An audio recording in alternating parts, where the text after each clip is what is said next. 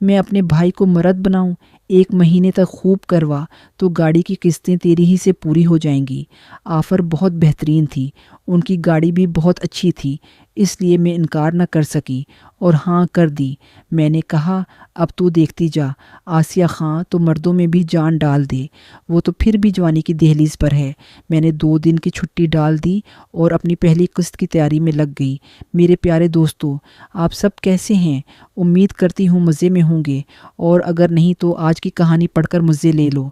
जी हाँ, आज मैं फिर से आप सबके लिए एक नई और दिलचस्प कहानी लेकर आई हूँ। जब भी मेरी कोई कहानी साइट पर आती है तो आप लोगों के सब्सक्राइब से मुझे बहुत खुशी होती है। मेरा नाम आसिया खां है। मैं कराची में रहकर एक प्राइवेट कंपनी में नौकरी करती हूँ। मेरा ख़ानदान लाहौर के शहज़ादा मार्केट से ताल्लुक़ रखता है। मेरी उम्र 26 साल है और देखने में काफ़ी खूबसूरत, प्यारी और पुरकशिश हूँ। ऊपर से कराची के फ़ैशन के हिसाब से मेरा अंदाज़, रहन सहन, लिबास और मेरा मिजाज भी बहुत दोस्ताना और प्यार भरा है। इसी वजह से मैं सबकी पसंद बन जाती हूँ।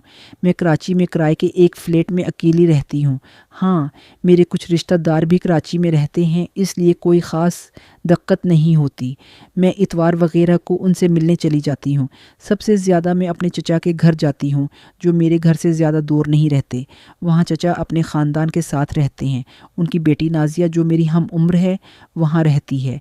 उससे मेरी बचपन की दोस्ती है, क्योंकि हम एक दूसरे के घर आना जाना रखते थे और साथ बड़े हुए हैं, इसलिए हम एक दूसरे से खुलकर बात करते हैं। उसके अलावा उनका छोटा भाई आबिद है, जो 18 साल का है और 12वीं क्लास में पढ़ता है। वो पढ़ाई में काफ़ी होशियार है। एक दिन की बात है, मैं उनके घर गई हुई थी। नाज़िया कुछ परेशान सी लग रही थी। मैंने पूछा, क्या हुआ? वो बोली, कुछ नहीं यार, आबिद की पढ़ाई को लेकर घर में टेंशन है। आजकल उसका ध्यान पढ़ाई में नहीं है और क्लास टेस्ट में नंबर भी बहुत कम आए हैं। मैंने कहा, तो ट्यूशन लगवा दो। 12वीं है नाज़िया, आगे उसका मुस्तकबिल उसी पर मुनहसर है। नाज़िया बोली, उससे कुछ नहीं होगा यार, तो प्यार से समझा के देख। वैसे भी वो तेरी बहुत बात मानता है, बचपन से तुझसे खुलकर बात कर लेता है, शायद तेरे कहने से सुधर जाए। मैंने कहा, चल ठीक है, मैं कोशिश करती हूँ। फिर कुछ देर बाद मैं उसके कमरे में गई। वो थोड़ा सा आम सा बैठा हुआ था। मैं उसके कमरे में गई तो देखा, आबिद बस्तर पर लेटा हुआ मोबाइल चला रहा था। उसके चेहरे पर बेफिक्री और लापरवाही साफ झलक रही थी। मैंने दरवाजे पर खड़े होकर कहा, वाह भाई, बड़े मसरूफ़ लग रहे हो, पढ़ाई का क्या बना? वो चौंका, फिर मुस्कुराकर बोला, आवा आसिया आपी, आप कब आए?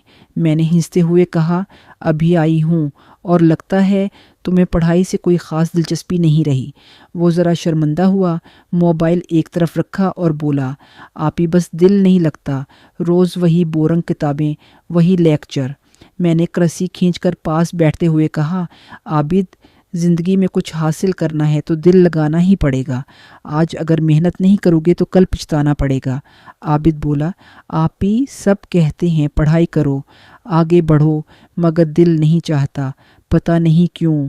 मैंने मुस्कुराकर कहा, शायद तुम्हें किसी ने दिल से समझाने की कोशिश नहीं की। चलो आज से हम दोनों पढ़ाई को दिलचस्प बनाते हैं। मैं रोज़ तुम्हारे साथ 1 घंटा बैठूंगी, तुम पढ़ाई करो और अगर अच्छे नंबर आए तो तुम्हें इनाम भी मिलेगा। ये सुनते ही आबिद की आंखों में चमक आ गई। सच आपी, आप वाकई मेरे साथ बैठेंगी? मैंने कहा, हाँ भई, वादा है, लेकिन शर्त यह है कि तुम दिल लगाकर पढ़ोगे।